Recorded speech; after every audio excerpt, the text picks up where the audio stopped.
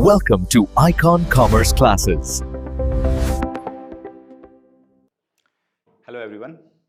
तो आज हम लोग पढ़ने वाले हैं इस वीडियो में क्लास 12th के जो बच्चे, खास करके क्लास 12th के जो बच्चे इस बार बोर्ड का एग्ज़ाम देने वाले हैं, या आप कह सकते हो सीयूटी का प्रिपरेशन जो बच्चे कर रहे हैं, इस बार सीयूटी के थ्रू सेंट्रल यूनिवर्सिटी में एडमिशन लेने के वाले हैं जो बच्चे हैं, उनके लिए अकाउंटेंसी में एक बहुत ही ज़्यादा कॉम्प्लिकेटेड टॉपिक है जो कि पार्टनरशिप अकाउंट से है। उसी टॉपिक के बारे में आज हम इस वीडियो में पढ़ने वाले हैं। जैसा कि आप लोग यहाँ पे देख पा रहे हैं, रीवैल्यूएशन अकाउंट। एक्चुअली ये टॉपिक बहुत सारे बच्चों को दिक्कत देता है, खास करके जब वो लोग रेगुलर क्लासेस में होते हैं तो ये ज़्यादा दिक्कत उनको आती है। बहुत सारे बच्चों को दिक्कत आती है रीवैल्यूएशन अकाउंट कैसे बनता है, रीवैल्यूएशन अकाउंट को बनाया कैसे जाता है, रीवैल्यूएशन का एग्जैक्ट कॉन्सेप्ट क्या है, इसका ईजी तरीका क्या है, कैसे ये बनेगा। क्योंकि रीवैल्यूएशन से आपके बोर्ड एग्जाम में भी जो है एक क्वेश्चन आता है, अराउंड 4 से 6 नंबर के क्वेश्चंस आते हैं इसके बोर्ड एग्जाम में, और सीयूटी में भी इससे रिलेटेड बहुत सारे क्वेश्चन जो है पूछे जाते हैं। तो चलिए इसको स्टार्ट करते हैं, देखते हैं कि रीवैल्यूएशन अकाउंट कैसे बनता है और इसमें क्या इंपॉर्टेंट है और कौन कौन सी चीज़ें जो हैं वो एग्जाम से रिलेटेड है, समझने की कोशिश करते हैं। तो सबसे पहला चीज़ कि रीवैल्यूएशन अकाउंट बनता कब है। सबसे पहला चीज जो है वो रीवैल्यूएशन अकाउंट हम बनाते कब है, या रीवैल्यूएशन अकाउंट होता क्या है। तो देखो, रीवैल्यूएशन अकाउंट जो है वो आप जैसे देख रहे हो कि रीवैल्यूएशन यानी इसका यही मतलब है ना कि ये दो शब्द से मिलकर के बना है। री यानी कि वापस से, वैल्यूएशन यानी किसी चीज का मूल्यांकन करना, यानी कि जब हम किसी चीज का वापस से मूल्यांकन करते हैं तो उसे हम क्या कहते हैं, उसे कहते हैं रीवैल्यूएशन। ओके, तो कहने का ये मतलब है कि जब हम रीवैल्यूएशन करेंगे तो उस समय हम अकाउंटिंग के अंदर, यानी कि जो हम हिसाब किताब करते हैं, उस हिसाब किताब में हम चीजों को कैसे रिकॉर्ड करते हैं। अब सवाल यह है कि रीवैल्यूएशन हम करेंगे किस चीज का, ठीक है। बट उससे पहले हम समझने की कोशिश करते हैं कि ये रीवैल्यूएशन जो है ये बनता कब है, किन किन कंडीशंस में बनता है। तो देखिए, पार्टनरशिप फर्म के अंदर क्या होता है कि कुछ लोग यानी कि कुछ पार्टनर्स मिल करके फर्म को चलाते हैं। जैसे ए, बी, सी, ये 3 पार्टनर हो गए। इन तीनों ने मिल करके क्या किया, एक फर्म स्टार्ट किया। अब हुआ ये कि तीनों ने जब मिल करके फर्म को स्टार्ट किया तो इन तीनों ने क्या किया, पैसा लगाया, मतलब कैपिटल लगाया, ठीक है। अब जब इन तीनों ने कैपिटल लगाया तो इन तीनों का इन्वॉल्वमेंट एक बराबर होगा, ठीक है। या इन तीनों ने डिसाइड कर रखा है कि फ्यूचर में जो भी हमें लाभ या प्रॉफिट मिलेगा इस फर्म से, यानी कि इस बिजनेस से, वो हम क्या करेंगे, एक पर्टिकुलर रेशियो में बांटेंगे। एंड वो रेशियो कुछ भी हो सकता है, लाइक 3:2:1 हो सकता है, 1:1:1 हो सकता है। यानी कहने का ये मतलब है कि 3 लोगों ने मिल करके एक सेम बिजनेस में कुछ ना कुछ पैसा लगाया और डिसाइड किया कि इन फ्यूचर हम आपस में क्या करेंगे, उस प्रॉफिट को इस रेशियो में, इस पर्टिकुलर रेशियो में, वो पहले से डिसाइडेड होता है उनके भी, वो डिवाइड करेंगे, ठीक है। अब सपोज करो कि सर ए, बी, सी तीनों काम कर रहे थे, इसमें से सी ने डिसाइड किया कि मुझे जो है क्या करना है, मुझे एक नए पार्टनर को लाना है। ओनली सी डिसाइड कर रहा है, तो क्या वो ला सकता है एक पार्टनर को?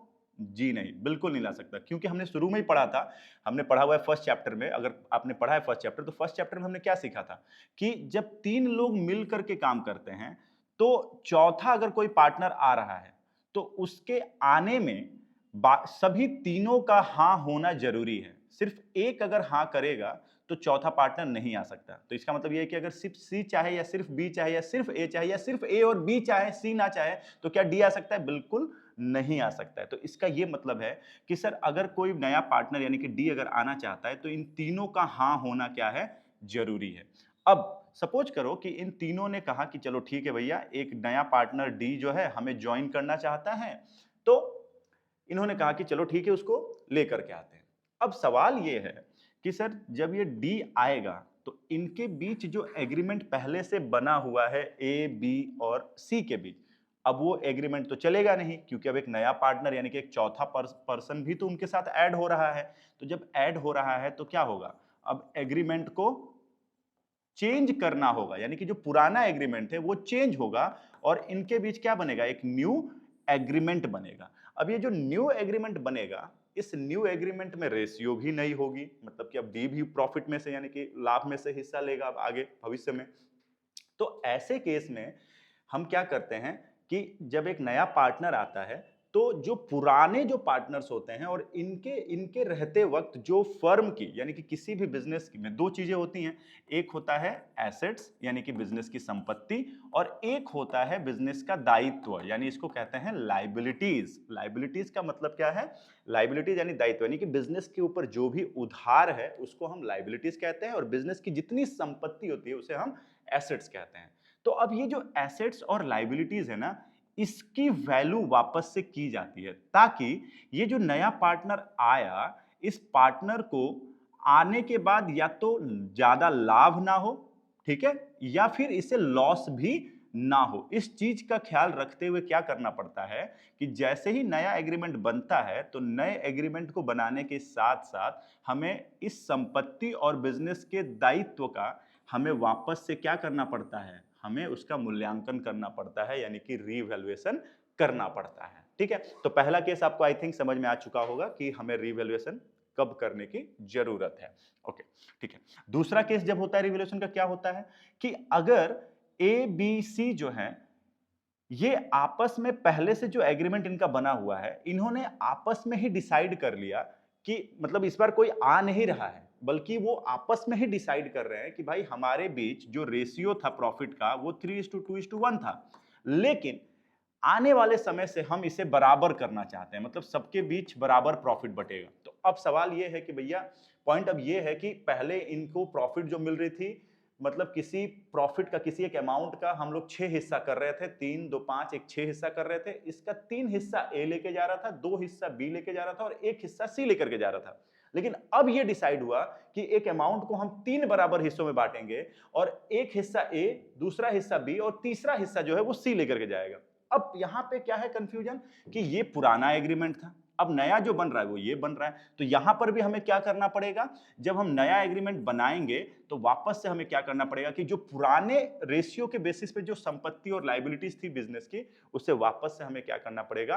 रीवैल्यूएशन करना पड़ेगा। और तीसरा और आखिरी केस जब रीवैल्यूएशन होता है, दो केसेस आपको समझ में आ गए, यानी कि जब एक नया पार्टनर आए फर्म में तब रीवैल्यूएशन होगा, या फिर पुराने पार्टनर्स आपस में ही अगर कुछ बदलते हैं, कुछ चेंजेस करते हैं पुराने एग्रीमेंट में, उसको नए तरीके से अगर बनाते हैं तो उस समय रीवैल्यूएशन होता है। और तीसरा और आखिरी केस होता है कि मान लो ए बी सी 3 पार्टनर हैं, इसमें से बी ने कहा कि भैया अब मुझे आप लोग के साथ कोई काम नहीं करना है, या मुझे आगे कंटिन्यू आप लोग के साथ पार्टनरशिप फॉर्म में नहीं रहना है, मैं छोड़ना चाहता हूं। तो अब ऐसे केस में ए बी सी जब साथ में काम कर रहे थे तो एक एग्रीमेंट बना हुआ था उनका, पुराना एग्रीमेंट। अब बी जब जाएगा तो बचेगा कौन? ए और सी बचेंगे। तो अब ए और सी के बीच जो बनेगा वो एक नया एग्रीमेंट बनेगा। मतलब अगेन जब नया एग्रीमेंट बना तो वापस से ए और सी क्या करेंगे? इसके जाते वक्त वापस से एसेट्स और लाइबिलिटीज की क्या करेंगे? रीवैल्यू, यानी कि वापस से उसकी वैल्यूएशन करेंगे। यानी इससे हमको क्या समझ में आया कि जो रीवैल्यूएशन है फर्म में वो 3 कंडीशंस में होते हैं। पहला, जब कोई पार्टनर आए तब रिवैल्यूएशन।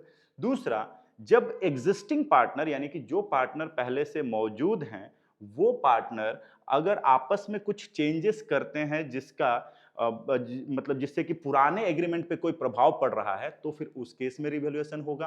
और तीसरा और सबसे इंपॉर्टेंट केस, जब कोई रिटायरमेंट ले यानी कि छोड़ करके जाए, छोड़ करके जा रहा है फर्म को या रिटायर हो रहा है, इसको रिटायरमेंट ऑफ पार्टनरशिप कहते हैं, जो कि आप लोग को पता है, एक चैप्टर ऑलरेडी दिया हुआ है इसका। ठीक है, तो वहां पर रिवैल्यूएशन यूज होता है। यानी कि ये जो टॉपिक मैं पढ़ाने वाला हूं आज, इसलिए मैंने ये टॉपिक उठाया इस वीडियो में, क्योंकि ये जो है ये 3 चैप्टर को कवर करता है। आपके चैप्टर नंबर 2 को भी कवर करता है सीबीएसई के बच्चों के लिए, चैप्टर नंबर 3 और चैप्टर नंबर 4 को कवर करता है। यानी कि एक टॉपिक 3 चैप्टर में आपको दिया गया है। इसलिए मैंने शुरू में कहा कि ये टॉपिक बहुत ही इंपॉर्टेंट होता है। इससे हमेशा हर साल एक क्वेश्चन 4 से 6 नंबर के लिए आता है। ठीक है, तो पहला चीज ये क्लियर हो गया कि रिवैल्यूएशन अकाउंट हम किन कंडीशंस में बनाते हैं। चलो ठीक है, अब आगे बढ़ते हैं। अब यहां देखो आप, रीवैल्यूएशन जो है बेसिकली मैंने जैसे शुरू में कहा कि रीवैल्यूएशन जो होता है वो किस चीज की होती है, तो revaluation of assets and liabilities may be given effect in the 2 different ways. Yes, तो रीवैल्यूएशन जो होता है वो बिजनेस के एसेट्स और बिजनेस की लायबिलिटीज की होती है। कब होती है? जब भी कोई नया एग्रीमेंट बनेगा किसी भी कंडीशन में तो रिवैल्यूएशन किया जाएगा। ठीक है, अब ये इसके 2 डिफरेंट वेज बताए गए हैं। पहला, when revised values are to be recorded in the books and when revised values are not to be recorded in the books. यानी कि एक कंडीशन वो बनता है जब ऑलरेडी कैलकुलेटेड वैल्यूज बुक्स में रिकॉर्ड की गई हो, और एक केस वो बनता है जब रिवाइज्ड वैल्यूज आपका रिकॉर्ड ना किया गया हो। अब चलो दोनों ही केसेस में समझने की कोशिश करते हैं कि रिवाइज्ड वैल्यू और ये नॉट रिवाइज्ड क्या होता है, या not to be recorded in the books क्या होता है। चलिए पहला केस देखते हैं। When revised values are to be recorded in the books, यानी कि अगर हमें रिवाइज्ड वैल्यू को रिकॉर्ड करना है अगर बुक्स में, तो उस केस में आपको क्या कह रहा है, क्या एंट्रीज होगी वो देखते हैं। ठीक है, सबसे पहले देखिए, in such a case revaluation of assets and liabilities is done with the help of a new account called revaluation account. यानी कहने का मतलब ये है कि अगर आप रिवाइज्ड वैल्यू, यानी कि जो वैल्यू आपने, नया वैल्यू जो आपने कैलकुलेट करके निकाला है, उसे अगर आप रिकॉर्ड करते हैं अपने अकाउंट में, तो उसके लिए एक नया अकाउंट आपको प्रिपेयर करना पड़ता है, नया अकाउंट आपको बनाना पड़ता है, जिसको हम कहते हैं revaluation account. Sometimes this account is also called profit and loss adjustment account. ये एमसीक्यूज में ये क्वेश्चंस बहुत बार पूछे जाते हैं, खास करके सीयूटी में, कि रिवैल्यूएशन अकाउंट का दूसरा नाम क्या है, या आप रिवैल्यूएशन अकाउंट को किस नाम से और किस नाम से जानते हो। उसमें 4 ऑप्शंस आपके पास आ जाएंगे। तो याद रखिएगा कि रिवैल्यूएशन अकाउंट जो होता है उसको हम लोग profit and loss adjustment account से भी हम जानते हैं। ठीक है, this account is a nominal account in nature. Okay, ये अकाउंट जो है ये नॉमिनल अकाउंट होता है। अब ये नॉमिनल अकाउंट क्या है, तो आप लोगों ने 11th में पढ़ा होगा, पर्सनल अकाउंट 3 तरह के होते हैं, पर्सनल अकाउंट, रियल अकाउंट, और तीसरा जो होता है वो नॉमिनल अकाउंट होता है। ठीक है, अब नॉमिनल अकाउंट जो है वो क्या है, नॉमिनल अकाउंट वो अकाउंट होता है जिसमें हम लोग बिजनेस के लॉस या बिजनेस में होने वाले खर्चे, ठीक है, या फिर आप कह सकते हो बिजनेस में होने वाले इनकम और बिजनेस में होने वाले फायदे यानी गेन, जिस अकाउंट में हम इन चीजों को रिकॉर्ड करते हैं, बिजनेस में होने वाले खर्चे, बिजनेस में होने वाला नुकसान, बिजनेस में होने वाला इनकम, या बिजनेस में होने वाला फायदा। ठीक है, जिस अकाउंट में रिकॉर्ड किया जाता है उसे कहा जाता है नॉमिनल अकाउंट। अच्छा, नॉमिनल अकाउंट, ठीक है सर, इसका नेचर क्या था, मतलब कि ये किस नेचर का था। तो नॉमिनल अकाउंट का जो नेचर होता है बेसिकली वो क्या होता है सर, ये लॉसेस को, एक्सपेंसेस को, इनकम को और गेन को दिखा रहा है। तो इसका एक गोल्डन रूल था डेबिट और क्रेडिट करने का, क्योंकि अकाउंट्स में डेबिट और क्रेडिट बहुत इंपॉर्टेंट चीज है, तो आपको ये पता होना चाहिए। गोल्डन रूल ये था कि जब भी हमारे बिजनेस में लॉस या खर्चा, यानी कि लॉस होगा या एक्सपेंस होगा, तो उसे क्या किया जाता था, उसे डेबिट किया जाता था। और इनकम और गेन अगर होगा तो इसे हम क्या करते हैं, क्रेडिट करते हैं। क्लियर है? ठीक है, देखो ये कॉन्सेप्ट वही बच्चे समझ पाएंगे जो पीछे क्लास 11th का कॉन्सेप्ट अच्छे से समझे हुए हैं, या फिर आप ये कह सकते हो कि 11th में जिन्होंने फाइनेंशियल स्टेटमेंट का कॉन्सेप्ट अच्छे से पढ़ा हुआ है, कि बैलेंस शीट कैसे बनता है, प्रॉफिट एंड लॉस अकाउंट कैसे बनता है, ट्रेडिंग अकाउंट कैसे बनता है, जर्नल एंट्री कैसे बनती थी, लेजर कैसे बनता था। ये चीजें अगर आपने क्लास 11th में क्लियर कर रखा है, तब तो ये चीजें आपको बहुत अच्छे से समझ में आएंगी। जो मैं नॉमिनल अकाउंट की बात कर रहा हूं, मैं रियल अकाउंट की बात कर रहा हूं, पर्सनल अकाउंट की बात कर रहा हूं। ठीक है, और अगर नहीं 11th का अच्छे से पढ़े हो तो पहले 11th के कॉन्सेप्ट क्लियर करो, फिर उसके बाद इस चीज को क्लियर करना आप। ठीक है, चलो तो यही कह रहा है कि नॉमिनल अकाउंट का नेचर इसका होता है, यानी कि जो हम लोग रिवैल्यूएशन अकाउंट बनाते हैं उसका नेचर होता है नॉमिनल अकाउंट। यानी इसका ये मतलब निकल के आया कि रिवैल्यूएशन अकाउंट के डेबिट साइड में क्या दिखाया जाएगा, बिजनेस के सारे लॉसेस एंड एक्सपेंसेस। यानी कि रिवैल्यूएशन के दौरान अगर आपको नुकसान हो रहा है, आपके खर्चे हो रहे हैं, तो उसे हम डेबिट में दिखाएंगे। और क्रेडिट साइड में हम क्या दिखाएंगे, अगर रिवैल्यूएशन के दौरान यानी कि पुनः मूल्यांकन के दौरान, यानी कि रीवैल्यू करते वक्त अगर आपको उस पर इनकम हो रहा है या आपको फायदा हो रहा है, तो वो सारी चीजें हम क्रेडिट साइड में दिखाएंगे। ठीक है, तो यही है इसका कहने का मतलब। Therefore if there is a loss, देखो वो चीज लिखा भी है, therefore if there is a loss, यानी कि अगर लॉस होता है ड्यू टू रिवैल्यूएशन, किसके कारण, रिवैल्यूएशन के कारण, रिवैल्यूएशन अकाउंट को क्या किया जाएगा, डेबिट किया जाएगा। ये देखो किया है यहाँ पर, loss and expenses debit. Okay, and if the revaluation results in A profit, यानी कि अगर इनकम हो रहा है, प्रॉफिट हो रहा है या गेन हो रहा है, then the revaluation account is what, credited. तो इसको क्या किया जाएगा, क्रेडिट किया जाएगा। यहाँ पे लिखा ही हुआ है वो चीज जो मैंने वहां पे नीचे समझाया आपको। ठीक है, अब आते हैं कि सर ये तो समझ में आ गया कि रिवैल्यूएशन अकाउंट होता क्या है, किस नेचर का होता है, और इसमें डेबिट और क्रेडिट क्या होगा। बट अब सवाल ये है कि एसेट्स और लाइबिलिटीज, जैसे आपने शुरू में कहा सर कि सर एसेट्स एंड लाइबिलिटीज को हम क्या करते हैं, रीवैल्यू करते हैं। तो अगर हम रीवैल्यू कर रहे हैं एसेट्स और लाइबिलिटीज को, तो उस केस में अगर लॉस हो रहा है तो क्या एंट्री होगी, अगर गेन हो रहा है तो क्या एंट्री होगी। तो उसको एंट्री को समझते हैं यहां पर। देखिए ये रहा आपका, following entries are passed for the purpose of revaluation. जैसे आप देख पा रहे हो, following entries are passed for the purpose of revaluation, यानी कि ये सारी एंट्रीज जो है वो पास होती हैं रीवैल्यूएशन में।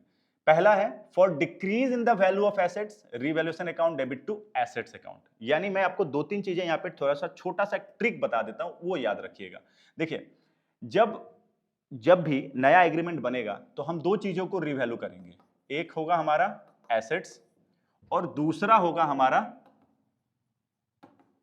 लाइबिलिटी, जो कि मैं पहले ही समझा चुका हूं। अब ध्यान दीजिएगा इस चीज पे, एसेट्स और लाइबिलिटीज। देखिए जब भी रीवैल्यू होगा तो दो ही चीजें होंगी, या तो संपत्ति बढ़ रही होगी या तो घट रही होगी। लाइबिलिटीज में भी सेम वही चीज देखने को मिलेगा आपको कि या तो आपके बिजनेस का दायित्व बढ़ रहा होगा या तो घट रहा होगा, मतलब कि या तो प्लस होगा या तो माइनस होगा। ये भी या तो प्लस होगा या तो माइनस होगा, लाइबिलिटीज भी या तो प्लस होगा या तो माइनस होगा। रिवैल्यूएशन में यही चीजें होती हैं, इसके अलावा और कुछ नहीं होता है। संपत्ति घटेगी या बढ़ेगी जब आप रिवैल्यू करोगे उसको, या फिर लाइबिलिटीज भी घटेगी या बढ़ेगी, ये ध्यान रखिएगा। चलिए क्लियर है। अब आते हैं कि सर अगर प्लस होगा तो क्या लिखेंगे, माइनस होगा तो क्या लिखेंगे। यही मेन चीज है जो बच्चों को बहुत ज्यादा कंफ्यूज करता है कि सर रिवैल्यूएशन अकाउंट को हम डेबिट कब करें, रिवैल्यूएशन को हम क्रेडिट कब करें। तो अभी जस्ट थोड़ी देर पहले मैंने कहा आप लोगों को कि रिवैल्यूएशन डेबिट कब होता है, जब आपको लॉस हो रहा होता है। रिवैल्यूएशन क्रेडिट कब होता है, जब आपको इनकम हो रहा होता है। अच्छा जब लॉस होगा तो चीजें प्लस होंगी कि माइनस होंगी, माइनस होंगी, क्योंकि लॉस का मतलब क्या, लॉस मतलब नुकसान, नुकसान मतलब माइनस। तो यानी कि सर माइनस वाले केस में क्या होगा, रिवैल्यूएशन हमेशा डेबिट होगा। ठीक है। और वही अगर चीजें, अगर आपको गेन या प्रॉफिट हो रहा है, मतलब कि इंक्रीज हो रहा है, लाभ होना मतलब क्या, आपका अमाउंट या तो आपके पास पैसे आ रहे हैं, है ना, या तो आपके पास संपत्ति आ रही है, तो इसका मतलब वो बढ़ रहा है। और जब भी चीजें बढ़ती हैं तो क्या होता है, प्लस होता है। तो यानी कि जब प्लस होता है तो उस केस में रिवैल्यूएशन अकाउंट क्या होता है, क्रेडिट होता है। बस इसी कॉन्सेप्ट को याद रखिए, क्योंकि अभी जस्ट थोड़ी देर पहले मैंने बताया आपको कि रिवैल्यूएशन डेबिट कब होता है, रिवैल्यूएशन को हम डेबिट कब करते हैं, डेबिट हम करते हैं जब यहां पे लॉस और खर्चा हो रहा हो, यानी कि माइनस हो रहा हो। और रिवैल्यूएशन को हम क्रेडिट कब करते हैं, क्रेडिट करते हैं जब हमें गेन हो या फिर हमें इनकम हो। और गेन होना, लाभ होना, इनकम होना मतलब कि प्लस होना। बात समझ में आ गया। तो रिवैल्यूएशन को डेबिट कब किया जाएगा, जब भी हमें खर्चा या नुकसान उठाना पड़े, या क्रेडिट कब किया जाएगा, जब हमें फायदा या प्रॉफिट हो। चलिए अब समझते हैं इस चीज को। अब एक बात बताओ, संपत्ति, एसेट्स, एसेट्स क्या है, एसेट्स यानी संपत्ति। अब संपत्ति अगर घटेगी, संपत्ति अगर घटेगी तो ये हमारे लिए अच्छा है या बुरा है, घटना मतलब खराब, संपत्ति बढ़नी चाहिए ना, एसेट्स इंक्रीज होने चाहिए। अब जैसे मान लो मेरे पास ये एक डिजिटल बोर्ड है, मैं एक और डिजिटल बोर्ड खरीद करके लाता हूं अपने बिजनेस में, तो इससे मेरी एसेट्स बढ़ी या घटी, तो एसेट्स बढ़ा। संपत्ति अगर बढ़ रही है तो ये मेरे लिए क्या है, ये फायदा है कि नहीं है, मतलब कि अगर संपत्ति बढ़ेगी तो इंक्रीज हो रहा है, इंक्रीज हो रहा है मतलब कि सर क्या होगा, इंक्रीज हो रहा है मतलब प्लस हो रहा है, और प्लस हो रहा है तो मतलब क्या होगा, क्रेडिट। यानी कि एसेट्स जब भी हमारा क्या होगा, इंक्रीज होगा, इंक्रीज होगा,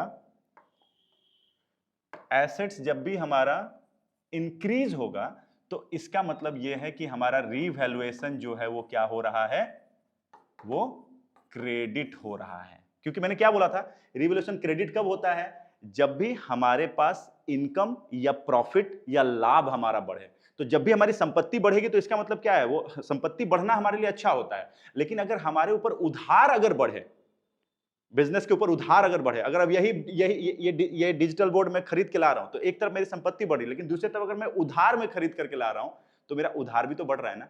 तो अगर उधार बढ़ेगा तो क्या ये मेरे लिए अच्छा है, बिल्कुल नहीं।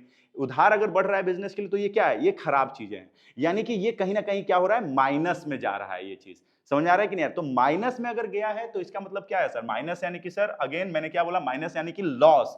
और अगर लॉस हो रहा है तो उस केस में रिवैल्यूएशन को हम क्या करेंगे, डेबिट करेंगे। यही कॉन्सेप्ट है। अब देख लो, अब यहां पर अब बस इतना याद रखिएगा कि जब भी कोई चीज आपको इंक्रीज हो रहा है, प्लस हो रहा है, ठीक है, एसेट्स प्लस हो रहा है तो फायदा है, लाइबिलिटीज अगर बढ़ रही है तो वो हमारे लिए नुकसान है। दायित्व तो नहीं बढ़ना चाहिए, हमारी संपत्ति बढ़नी चाहिए बिजनेस में। अगर मेरे ऊपर उधार बढ़ता जाए तो मेरा बिजनेस अच्छा कहलाएगा या बुरा कहलाएगा, बुरा बिजनेस कहलाएगा। लगातार अगर उधार बढ़ता जा रहा है मेरे ऊपर, लेकिन वही अगर मेरे पास संपत्ति बढ़ते जा रही है, तो इसका ये मतलब है कि मेरे पास में सोर्सेस ऑफ इनकम बहुत हैं और मैं संपत्ति को बढ़ा रहा हूं, मैं एसेट्स अपना इंक्रीज कर रहा हूं। तो वही बस इसी पॉइंट ऑफ व्यू से सोचना है और रिवैल्यूएशन को डेबिट और क्रेडिट करना है। देखिए अब आते हैं इस पर, revaluation account debit to assets, ये कब हुआ बताओ?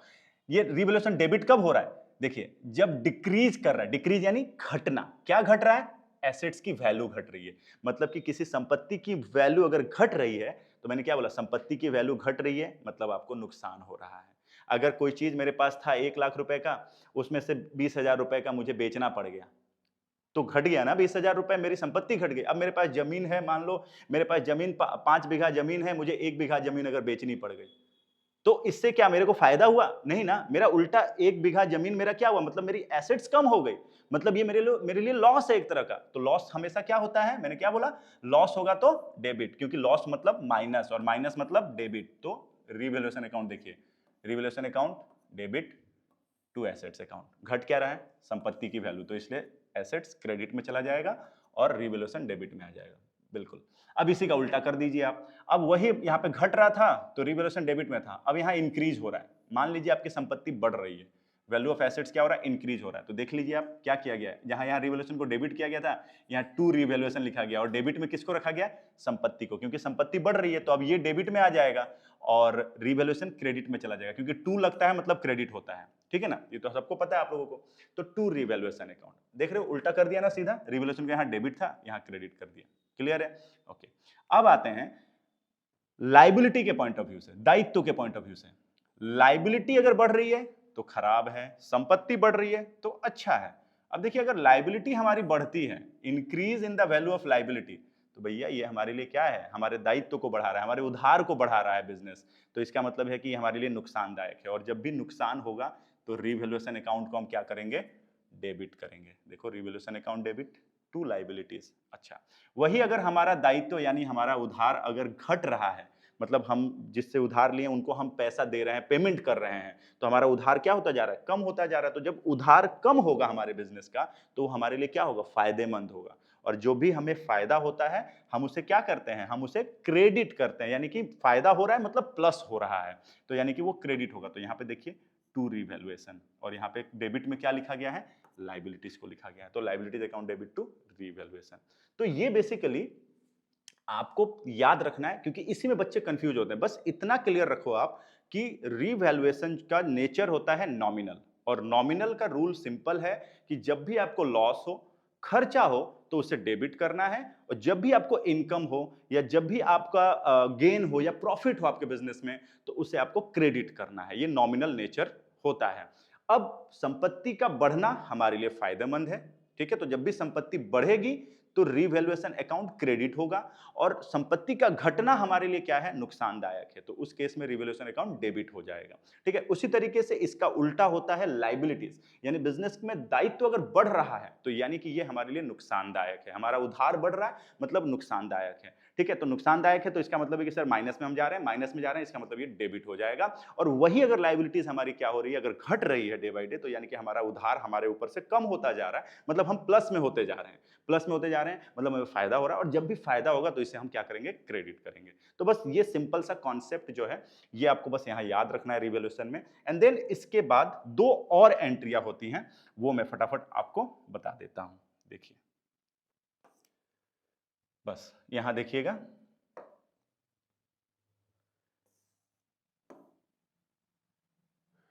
देखिए ये रहा। अब जब आप रिवैल्यूएशन करते हो तो रिवैल्यूएशन के दौरान कुछ चीजों से आपको लाभ होता है, कुछ चीजों से आपको नुकसान होता है। जैसे कहीं कहीं आपको लाभ हुआ, कहीं आपको नुकसान हुआ, लेकिन एक फाइनल अमाउंट तो हम निकालेंगे ना कि एग्जैक्ट हमें लाभ हुआ है या नुकसान हुआ है। जैसे मान लीजिए कहीं कहीं आपको लाभ हुआ तो कहीं आपकी संपत्ति बढ़ी, कहीं आपका दायित्व घटा, कहीं आपका दायित्व बढ़ा, कहीं आपकी संपत्ति घटी। तो इस तरीके से आपने जहां जहां आपका जो भी अलग अलग एसेट्स और अलग अलग लाइबिलिटीज पे जहां घटा और जहां बढ़ा, वहां आपने रिवैल्यूएशन को डेबिट भी किया और क्रेडिट भी किया। लेकिन एक फाइनल अमाउंट तो हमें देखना पड़ेगा ना कि रिवैल्यूएशन करने के बाद हमारा प्लस में ज्यादा है या माइनस में ज्यादा है, यानी कि हमें रीवैल्यूएशन से प्रॉफिट हुआ या फिर लॉस हुआ, ये चीज हमें देखना पड़ता है, जिसके लिए हम लोग अलग से फिर दो एंट्रियां करते हैं। मतलब इन दोनों में से कोई एक एंट्री हमारी होगी। जैसे अगर रीवैल्यूएशन के दौरान आपको लाभ होता है, लाभ प्रॉफिट होता है, तो उस केस में रीवैल्यूएशन को क्या किया जाता है, रीवैल्यूएशन पे होने वाले लाभ को हम क्या करेंगे, पार्टनर्स के बीच में डिवाइड कर देंगे। यानी इसका ये मतलब निकल करके आया, मैंने अभी जैसे पीछे आपको एक्सप्लेन किया कि सर जी जब रीवैल्यूएशन, ध्यान दीजिएगा, रीवैल्यूएशन अकाउंट अगर डेबिट हो रहा है तो ये हमारा लॉस है, और रीवैल्यूएशन अकाउंट के आगे अगर टू लगा है तो ये हमारा क्रेडिट है, तो इसको हम लोग कहते हैं इनकम। अब अगर मान लो तुमने पीछे सारा प्लस माइनस आपने किया, कहीं कहीं रिवैल्यूएशन डेबिट हुआ, कहीं क्रेडिट हुआ, कहीं डेबिट हुआ, कहीं क्रेडिट हुआ, एसेट्स और लायबिलिटीज के घटते और बढ़ने वाले कंडीशंस के अकॉर्डिंग आपने एंट्री कर दी। अब उसके बाद उसको टोटल करेंगे। टोटल कैसे करेंगे कि जितना भी रिवैल्यूएशन हमारा डेबिट में है, मतलब जितने भी लॉसेस वाले हैं उनको एक जगह कर लेंगे। अब मान लेते हैं कि लॉस जो है डेबिट में टोटल करके आया, मान लेते हैं 10,000 रुपए, और रीवैल्यूएशन का जो क्रेडिट है वो हमारा इनकम है। हमने जब इसका टोटल किया तो यहां पर हमको देखने को क्या मिल रहा है कि यहां पर आ रहा है 12,000 रुपए। मतलब रीवैल्यूएशन करके जो हमारा क्रेडिट में आया वो 12,000 आया, और डेबिट में रीवैल्यूएशन में आया 10,000। तो इसका मतलब क्या हुआ, लॉस जो है वो 10,000 है, और इनकम जो है यानी प्रॉफिट जो है रीवैल्यूएशन पे वो 12,000 है। तो इस हिसाब से डिफरेंस कितने का आएगा, 2,000 का डिफरेंस आएगा, क्योंकि 12,000 का लाभ कर रहे हो, 10,000 का नुकसान कर रहे हो। तो लाभ कितने का हुआ, क्योंकि लाभ ज्यादा है, तो जो 2,000 आएगा वो हमारा क्या है, वो हमारी प्रॉफिट है। तो इस प्रॉफिट को अब कौन रखेगा, आखिरकार बिजनेस में जो भी नुकसान होता है या जो फायदा होता है वो किसके बीच बंटता है, जो बिजनेस में पार्टनर्स जिन्होंने पैसा लगाया है उन्हीं के बीच बटेगा। तो लाभ भी होगा तो उन्हीं के बीच बंटता है, और नुकसान भी होता है तो उन्हीं को अपने पॉकेट से बेयर करना पड़ता है। ठीक है, तो अब ये जो 2,000 का लाभ हुआ, ये लाभ किसको मिलेगा, ये 2,000 का जो लाभ है ये सभी पार्टनर्स को मिलेगा। सभी पार्टनर्स यानी ए बी सी, अगर 3 पार्टनर हैं तो उन तीनों के बीच क्या होगा, ये बट जाएगा, क्या, ये 2,000 प्रॉफिट जो है। ठीक है, तो जब रीवैल्यूएशन पे लाभ होगा, बात समझ आ रहा है, और वो लाभ जब पार्टनर्स में बांटा जाएगा तो उस केस में ये एंट्री बनेगी, revaluation account debit to partners capital account. Clear है, तो ये हो गया प्रॉफिट के केस में। अब अगर हम बात करें, अगर हमें लॉस हो रहा है रिवैल्यूएशन पे, तो हम थोड़ा समझते हैं कि इस चीज को हम रिवर्स कर लेते हैं। मान लेते हैं कि अब हमारा लॉस जो है वो 12,000 है और प्रॉफिट जो है वो 10,000 है, यानी उल्टा कर दिया हमने केस को। मतलब अब मान लेते हैं कि प्रॉफिट हमारा जो है वो सिर्फ 10,000 हुआ हमें, मतलब रिवैल्यूएशन के क्रेडिट में टोटल आया 10,000 और डेबिट में आया 12,000। मतलब कि अब आपको जो 2,000 का जो डिफरेंस आ रहा है वो 2,000 हमारा आपकी प्रॉफिट नहीं है, अब इस बार क्या है, वो लॉस है। तो लॉस है, तो मैंने अभी क्या कहा कि लॉस को भी क्या करते हैं, पार्टनर्स आपस में डिवाइड करते हैं। तो जब लॉस को डिवाइड किया जाएगा तो यही जो ऊपर वाली एंट्री है इसको रिवर्स कर दिया जाएगा। रिवर्स यानी कि इस बार पार्टनर्स को लॉस हो रहा है तो partners capital account debit to revaluation account. क्योंकि देखो जब भी पार्टनर को गेन होता है, पार्टनर को फायदा होता है या पार्टनर्स को पैसे मिलते हैं, तो पार्टनर्स के कैपिटल को क्रेडिट किया जाता है, और जब भी पार्टनर्स के पॉकेट से पैसे जाते हैं तो पार्टनर्स के कैपिटल अकाउंट को हमेशा डेबिट किया जाता है। तो इस हिसाब से पार्टनर्स कैपिटल अकाउंट डेबिट, क्योंकि इस बार लॉस बियर किया जा रहा है, और रीवैल्यूएशन जो डेबिट था पहले वाले एंट्री में वो यहां पर क्रेडिट हो जाएगा। तो बेसिकली ये चीज जो है ये आपकी टोटल एंट्रीज हैं जो आपको मैंने बताया रीवैल्यूएशन का, और इसी के कॉन्सेप्ट पर आपको जो है क्वेश्चंस को पढ़ करके ये देखना है कि एसेट्स की वैल्यू घट रही है, बढ़ रही है, लायबिलिटीज की वैल्यू घट रही है, बढ़ रही है, तो उस केस में रिवैल्यूएशन को हम डेबिट करेंगे, क्रेडिट करेंगे, एंड देन फाइनली टोटल निकाल लेना है कि रिवैल्यूएशन का डेबिट कितना है, रिवैल्यूएशन का क्रेडिट कितना है, और फिर कंपेयर करके देखना है कि डेबिट बैलेंस ज्यादा है या क्रेडिट बैलेंस ज्यादा है। अगर रिवैल्यूएशन का डेबिट बैलेंस ज्यादा है तो इट मींस लॉस, रिवैल्यूएशन का क्रेडिट बैलेंस ज्यादा है इट मींस प्रॉफिट। तो जितना डिफरेंस आएगा उसी डिफरेंस को हमें क्या करना है, प्रॉफिट है तो ये एंट्री, और लॉस है तो ये एंट्री करके पार्टनर्स में डिवाइड कर देना है, और फिर उन्हीं एंट्रीज के बेसिस पर यहां अगर आप देखोगे तो ये रीवैल्यूएशन अकाउंट जो है फाइनली आपका बना हुआ है। ठीक है, बिल्कुल वही सेम जो एंट्रीज आपने किया उसी एंट्रीज के बेसिस पर, और जिसको एंट्री समझ में आ गई उसको ये लेजर अकाउंट समझ में आसानी से आ जाएगा। ठीक है, तो ये था कॉन्सेप्ट आज का। मुझे लगा आपको आपके साथ ये जो है नॉलेज ये शेयर करना चाहिए, क्योंकि ये इस टॉपिक में बहुत सारे बच्चे जो हैं फंसते हैं, मैंने जैसे शुरू में भी बताया। तो इसको अच्छे से एक बार देख लीजिए, और फिर उसके बाद कोई डाउट रहे अगर आप, तो आप सीधा हमसे पूछ भी सकते हैं। ठीक है, so thank you very much.